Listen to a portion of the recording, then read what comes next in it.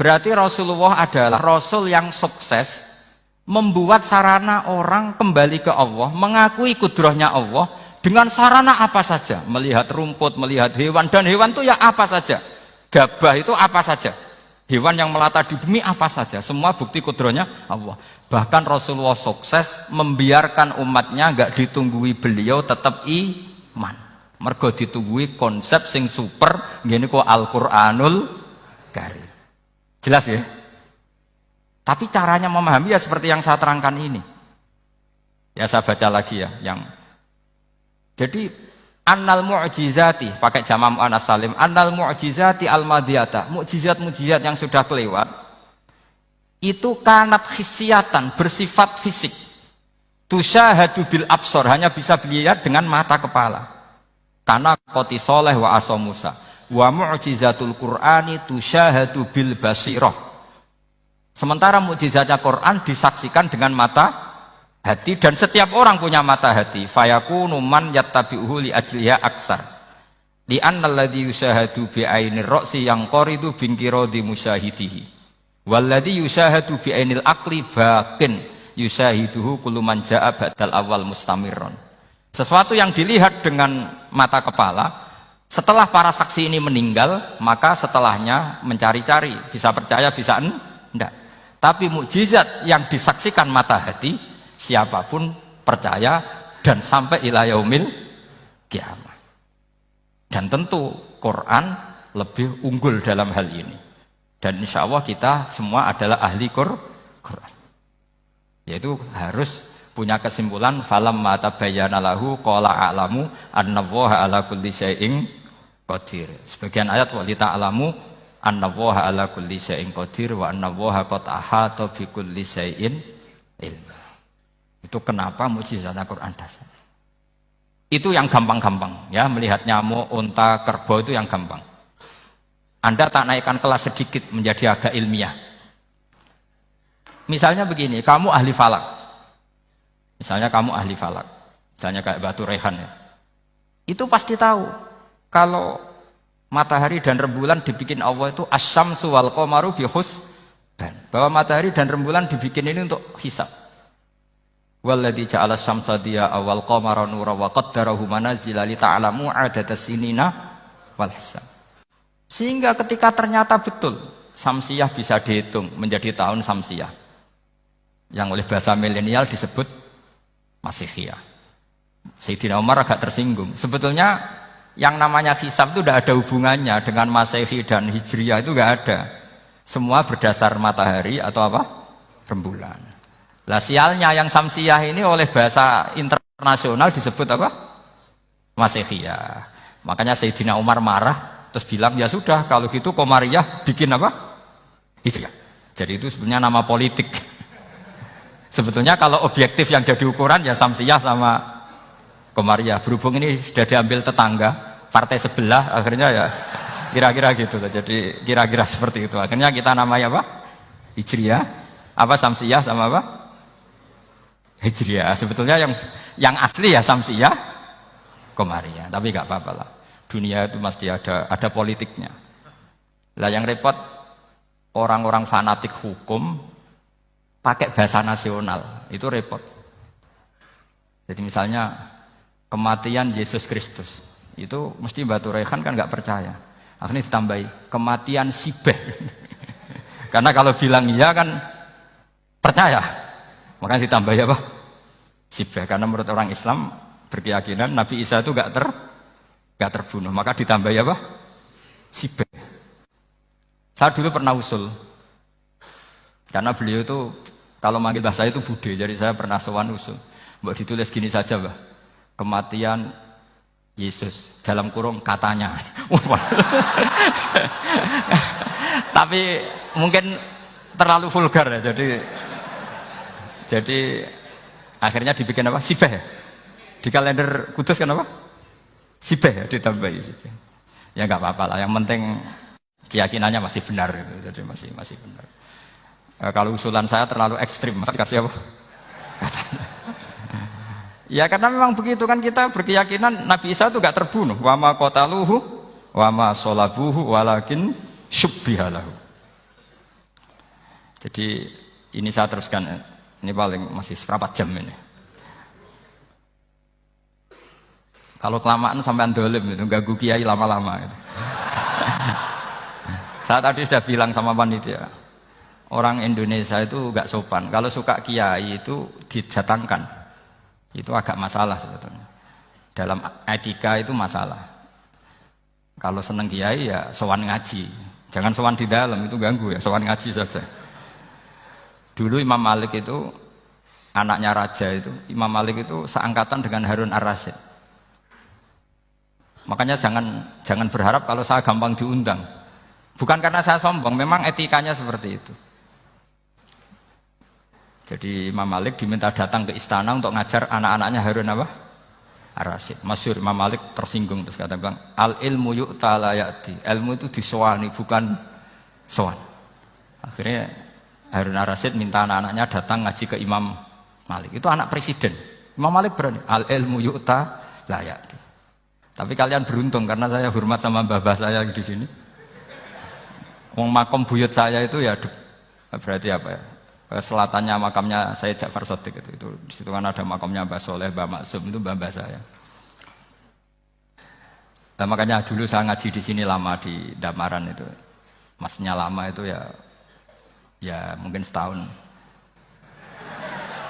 Karena saya memang mulai kecil di Sarang, sampai sekarang saya masih ngajar di Sarang.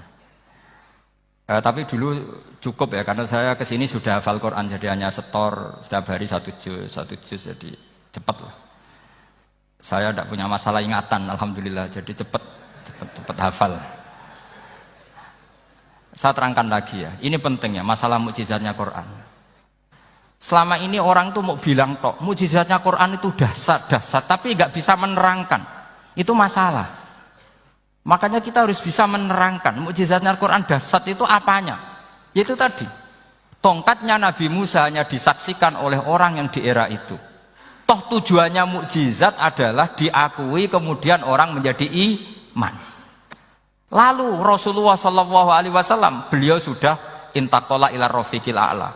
Tapi konsepnya Quran menjadikan orang yang nggak ditunggui beliau tetap iman ila yaumil kiamah. Itu yang maksud fa'arju an aku na aktsarahum tabi'an yaumal kiamah. Mukjizat saya itu cukup Quran kata Nabi, dan dengan mukjizat itu orang akan iman ila yaumil kiamah. Caranya seperti ini. Karena tadi sedahsyat-dahsyatnya mukjizat tujuan utama orang terdikte supaya ikrar ngakui kudrohnya Allah. Lah ngono kok ngenteni tongkat sakti lah opo, cukup deloknya mau. Paham nggih? Jelas ya? Alhamdulillah, mau naik kelas ini sudah benar ini sudah benar. Terus kedua begini, kedahsyatan Quran lagi. Quran itu bisa merunut, mentartibkan logika. Bahkan logika ini logika yang universal. Siapa saja merasakan logika itu. Misalnya begini. Dulu orang kafir itu punya Tuhan banyak. Tentu yang dipertuhankan ya mana? Yang dipertuhankan itu banyak. Karena pikiran mereka urusan banyak, problem banyak, ya Tuhannya harus banyak. Ada BPKB 3D kan, istri cerewet, macam-macam lah. Itu kan problemnya banyak, maka Tuhannya harus banyak. Karena Tuhan itu maknanya penyelesai masalah. Sehingga kalau masalahnya banyak, Tuhan harus banyak. Ketika Rasulullah membawa konsep satu Tuhan, mereka janggal. Makanya mereka bilang, aja'alal alihata ilaha wahida inna hadza la syai'un ujab. Masa Tuhan satu? Ini aneh, nggak bisa. Tuhan harus banyak, karena masalah kita banyak. Itu terpatri, di otak mereka terpatri. Lalu Nabi dengan santai diajari Allah menerangkan. Andaikan kalian punya majikan banyak dan perintahnya beda-beda, kamu suka enggak? Ya enggak suka, Mat, enggak enak. Punya majikan banyak itu udah enak. Milih mana majikan banyak sama satu? Satu aja, Mat. Tuhan kamu adalah majikan kamu. Kalau banyak kamu bingung. Ya Mat, satu aja Mat. Itu segampang itu. Jadi menggiring, Tuhan itu kan bos kita, tuan kita. Kalau banyak berarti yang memerintah kita banyak, dan bisa konflik bos-bos kita ini karena berebut anak buah tadi. Akhirnya mereka, kalau kamu punya majikan banyak dan perintahnya beda-beda, semuanya minta dilayani, kamu pusing enggak? Ya pusing, Mat. Minta mana majikan banyak sama satu? Satu saja Muhammad. Ya Tuhan kamu adalah atasan kamu, maka harus satu. Mereka paham. Oke, mat, Tuhan satu. Itu yang dimaksud darabawu matalar rajulan fihi syuraka mutasyakisuna wa rajulan salamal lirajul hal yastawiyani masalah. Langsung alhamdulillah. Karena mereka yang paling bodoh pun paham dengan logika itu, paham. Kalau Tuhan banyak, perintahnya banyak, kita repot. Maka Allah bikin satu masalan, yaitu rajulan fihi syuraka mutasyakisuna wa rajulan salamal lirajul. Satu lelaki, satu bos. Satu perintah. Kayak apa mudahnya Allah. Kemudian mereka tetap menuhankan Lata, Hubal, dan Uzza. Karena mereka dipertuhankan. Sebenarnya nggak pernah Tuhan, tapi dipertuhankan. Allah memberi contoh itu sederhana sekali.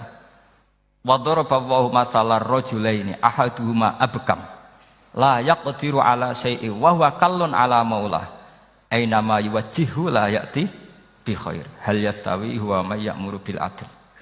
Kata Rasulullah, Lata itu menurut kamu apa? Ya Tuhan kami. Muhammad. Hubal ya Tuhan kami. Uzzal ya Tuhan kami. Lalu kalau mereka kotor, ya saya mandikan. Kalau hidungnya coplok, ya saya tata. Terus kata Rasulullah begini, kamu mau nggak punya budak atau pembantu yang buta, tuli, bisu? Kamu mau nggak punya pembantu? Pembantu loh ya, pembantu itu budak zaman dulu. Kamu mau nggak punya pembantu yang buta, yang tuli, yang bisu? Wah gak doyan, mat. Gak apa pembantu ngono itu. Lah pembantu saja kamu nggak mau yang gitu, kok malah punya bos begitu? Orang yang tuli, yang bisu, yang kopok, jadi pembantu saja nggak layak, kok malah jadi pangeran. Paham ya? Arca dan berhala itu kan nggak bisa apa-apa. Kamu mau gaji ngasih THR pembantu yang kopok, bisu, picek, mau? Wong jadi pembantu saja nggak sah, kok mau jadi apa? Tuhan atau jadi majikan? Jadi Allah bikin contoh gampang sekali. Wa daraballahu mathalar rajulaini ahaduma abkam la yaqdiru ala syai'in. Enggak bisa apa saja. Wa huwa kallun ala maulah, anane ngrepoti tok. Inama yuwajjihu la ya'ti bi khair. Mudah sekali. Akhirnya mereka berbondong-bondong iman karena logikanya ditata oleh logika Al-Qur'an. Makanya agama ini sebenarnya enggak pernah datang dengan kekerasan, itu enggak pernah. Bil hujjah, dengan argumentasi. Itu disebut qul falillahil hujjatul balighah. Nah, sekarang orang rapati soal argumentasi, senengane neror. Nah, itu rapati ngaji. Sebenarnya agama ini mudah. Ad-dinu yusrun, agama ini mudah, logikanya gampang. Untuk tidak menuhankan Yesus atau Isa, Quran juga datang dengan penjelasan yang enggak jelimet, yang gampang saja. Kata Allah, mal masihu ibnu maryam illa rasul qad khalas min qablihir rusul wa ummuhu siddiqah kana yakulanit. Kok arani pangeran piye? Nek mangan ya lesu. Kamu kebayang enggak misalnya punya Tuhan terus mbok gratisi pas marung. Terus kamu bangga, alhamdulillah tadi habis ngratisi Tuhan. Tadi kelihatannya kelaparan, tak gratisi, senangnya bukan main. Kamu mau punya Tuhan yang seperti itu? Mau? Enggak mau kan? Allah menjelaskan kana yakulanit. Kuduyan sego, artinya nak orang mangan yo lemes. Pas kamu minta ternyata Tuhannya baru lemes. Jadi Quran itu tidak sinis enggak, tapi menggiring logika bahwa ini tidak mungkin Tuhan. Wong kana yakulanit. Gampang kan? Itu gampang. Gampang sekali, logika Quran itu gampang sekali. Dan masalahnya kita sekarang tidak mengkaji Quran yang sisi ini. Ya termasuk kritik kita ya, tapi ya sudahlah, ini dunia ya macam-macam. Ono sing ngaramno lomba, ono sing mendukung lomba, macam-macam. Saya tidak dalam posisi mendukung dan menolak. Saya 0-0, jadi tidak ke kanan tidak ke kiri dalam konteks tadi. Karena ya sudahlah, itu sudah takdir, semuanya takdir. Ada yang setuju lomba, ada yang mengharamkan apa? Lomba. Tapi sebetulnya kalau kita berpikir Quran diturunkan ya untuk yang saya terangkan ini, menjaga logika agama al-hujjah al-balighah ila yaumil qiyamah. Karena kita tidak perlu tongkat lagi Nabi Musa, enggak perlu ontanya Nabi soleh. Cukup dikawal aturan-aturan iman yang cukup mudah dan kita temukan di mana saja ayat-ayat itu. Yaitu wa ma min dabbatin fil ardi wala ta'iri yatiru bi janahihi illa umamun amsalukum atau inna fi khalqis samawati wal ardi dan seterusnya. Dan cara berpikir gimana Gus? Gampang tadi. Kalau tongkat Nabi Musa membelah laut adalah hal yang kita tidak mampu. Memangnya kita mampu bikin langit bumi? Tidak mampu kan? Berarti ini sudah cukup menjadi ayat kekuasaannya Allah. Jelas kan? Maka mukjizat Quran ini mengawal umatnya Rasulullah SAW ila yaumil kiamat dengan logika seperti itu. Saya ulang lagi dengan logika seperti itu. Maka ulama enggak boleh berhenti seperti saya ngomong terus seperti ini. Makanya ngendikane Allah, lam yakunil ladzina kafaru min ahlil kitabi wal musyrikina munfakkina hatta ta'tiyahumul bayyinah. Bayyinah itu apa? Rasulun minallah yatlu suhufam mutahharah. Orang kafir semuanya kata Allah, baik berkategori kafir musyrik maupun kafir ahli kitab, itu tidak akan tercerabut dari akar kesalahan mereka, dari cara berpikir mereka, hatta ta'tiyahumul bayyinah, sehingga datang satu kejelasan yang jelas welo-welo. Itu apa? Rasulun minallah yatlu suhufam mutahharah, yaitu rasulnya Allah yang membaca sahifah-sahifah suci, maknanya Al-Qur'an. Untuk menafikan ketuhanan berhala, ketuhanan Yesus, kita cukup dengan konsep Quran. Kayak tadi kana yakulanit, termasuk untuk menafikan Tuhan balita, paham ya? Tuhan apa? Fir'aun. Ini contoh terakhir, sampean siap-siap saja selesai. Karena saya memang mau selesai ini, bukan guyon, memang mau selesai. Karena menurut saya mukjizatnya Quran itu jelas. Jadi diterangkan seperempat jam ya jelas, 10 menit ya jelas. Kalau kamu butuh lama, berarti kamu menyaksikan kejelasan Al-Quran. Dan itu kriminal besar. Gitu. Kalau nggak boleh dibahasakan murtad besar ya kriminal apa besar. Nggak, ini nggak guyon, betul itu. Saya tadi mau nyontohkan apa tadi? Tuhan balita ya. Fir'aun itu berdebat sama Nabi Musa. Singkat debat begini. Kalau nggak salah di J19, kalau nggak salah di surat Syu'ara. Dicari sendirilah.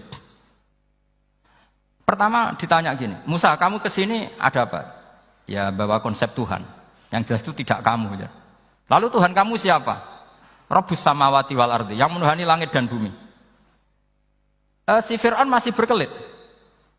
Begini, soal yang di bumi, saya jalan-jalan kemana-mana setahu saya yang jadi Tuhan saya. Ma'alim tulakum min ilahin apa? Ghairi, di mana-mana yang dituhankan saya. Soal kemungkinan di langit begini, tunggu saya. Terus di Haman dipanggil. Ya Haman ibn li sarhal ali abluhul asbab as-samawati fa'attali'a ila ilahi Musa. Haman, bikinkan saya piramida yang tinggi. Saya mau lihat Tuhannya Musa, apa betul ada? Padahal andikan terjadi piramida kan Tuhan pun nggak bisa dilihat. Wong sampean yang wali saja tidak bisa melihat. Wali tadi yang sing disakeni Allah tadi itu aja nggak bisa melihat. Apalagi Fir'aun. Akhirnya Nabi Musa sadar bahwa logika itu tidak masuk ke Fir'aun, nggak masuk. Padahal ada pengawalnya banyak. Dan karena semua Nabi Fatona itu ibarat mobil ganti gigi. Ganti gigi, ganti argumentasi. Gini saja, yang menuhani leluhur kamu, mbah-mbah kamu. Itu sontak kaget Fir'aun. Pengawalnya ya kaget. Oh iya, kalau Fir'aun ini Tuhan, mbah-mbahnya tanpa Tuhan.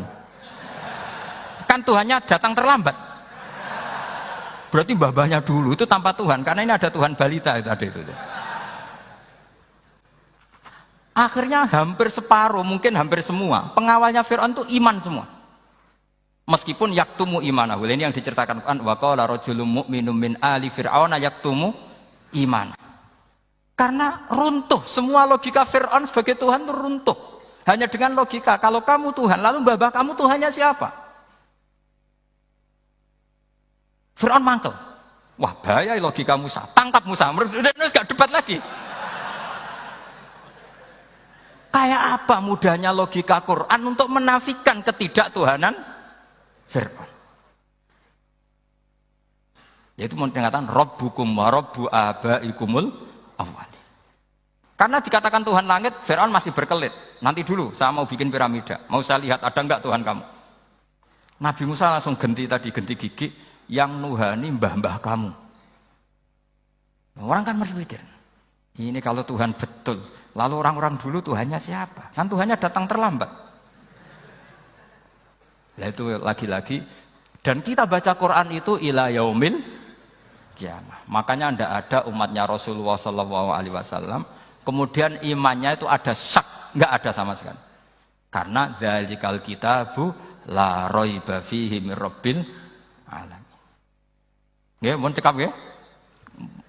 Ampun gampang deh. Masalah sama kalau masalah.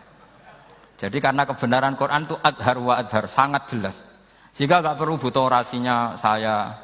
Sebenarnya nggak perlu. Saya yakin, sampean sebelum saya terangkan ya sudah iman, sudah betul. Ini kan akal-akalan saja saya dimanfaatkan. Ya. Karena ya menurut saya itu ya sudah adharu min samsi dzahira kalau dalam bahasa Arab. Kebenaran sejati itu lebih jelas ketimbang matahari di siang hari. Karena ya tadi logika. Ya saya tambah satu contoh lagi, semoga ini selesai betul. Kemudian Quran misalnya gini, sampean tak bedai. Kamu bisa melihat itu karena apa? Ini misalnya apa? Kertas yang saya bawa ini kan kuning. Kamu bisa melihat itu karena apa? Mata kan? Nah itu masalah. Karena melihat kamu dengan mata, sekali ini tak tutupi, kamu tidak tahu. Atau kamu jauh menjadi tidak tahu. Karena mata bisa terhalangi oleh jauh atau tertutupi. Beda dengan Allah. Allah itu kalau merumuskan tahu itu bukan karena melihat, karena menciptakan. Makanya Allah bilang, ala ya'lamu man khalaqa. Apakah tidak tahu orang yang membuat? Misalnya ini, kertas ini kuning. Sama saya tak tutup begini. Kemudian kitab ini tak tinggal, saya datang ke Jakarta. Saya tetap tahu gak kalau dalam ini ada kertas kuning? Tahu, karena saya yang menciptakan. Paham ya? Kamu bangun satu bangunan, di dalamnya ada besi ukuran sekian. Di situ kamu menyimpan emas 0,5 kilo. Setelah kamu pergi kemana-mana masih tahu nggak? Tahu, karena kamu yang menciptakan. Sehingga ketika kita janggal, masa Allah pirsa semua alam ini? Logikanya gampang, masa yang bikin tidak tahu. Makanya Allah bilang, ala ya'lamu man khalaqa. Paham ya? Jadi gampang sekali, mukjizatnya Quran itu gampang sekali. Nararo kebangetan gitu. Ampun nggih, Al-Fatihah.